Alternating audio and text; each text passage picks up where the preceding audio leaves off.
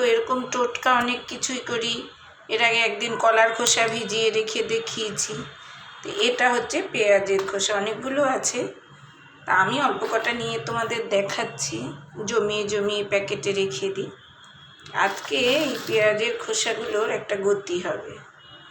আমি পেঁয়াজের খোসাগুলোকে গুছিয়ে রেখে শুকিয়ে নিয়েছি হালকা করে, মানে কতদিন রেখে একটু একটা দিয়ে ঝুড়ি দিয়ে ঢেকে ছাদে দিয়ে এসেছিলাম।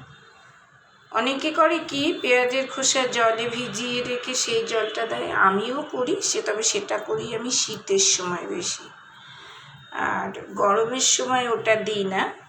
গরমের সময় করি কি এটাকে ভিজিয়ে রাখি না, কারণ গরমের সময় যেমন অনেকে বাদামের খোল সর্ষের খোল দেয়, আমি আবার গরমেও সর্ষের খোল দিই না, বাদামের খোল দিই। আবার পচিয়েও দিই না, হয়তো 8 ঘন্টা 45 মিনিট ভিজিয়ে রেখে তারপরে ওপরের পাতলা জলটা বেশি করে আবার মিশিয়েও ভালো জলের সাথে মিশিয়ে দিই। আর পেঁয়াজের খোসায় আমি করি কি এটাকে গুঁড়ো করে নেব। গুঁড়ো করে নিয়ে, যেমন হাড় গুঁড়ো শিংকুচি আমরা খেতে দিই না, হাট খাবার, শীতকালে তো গোটা বেশি পরিমাণে দেওয়া যায়, গরমকালে আমরা 2 মাস বাদে একবার দিই।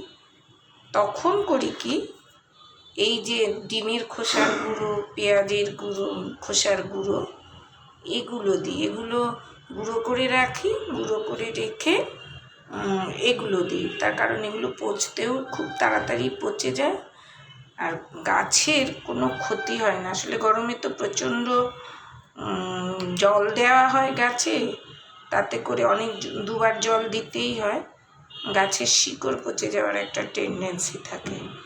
এই জন্য গরমকালে আমরা এইটাকে গুঁড়ো করে নিয়ে সেটা গাছের গোড়ায় দেব।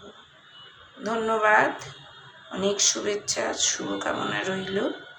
ভালো থাকবেন, আমার পেজটাকে দেখতে থাকবেন, ফলো করবেন, তাহলে আমি আগিয়ে যেতে পারবো।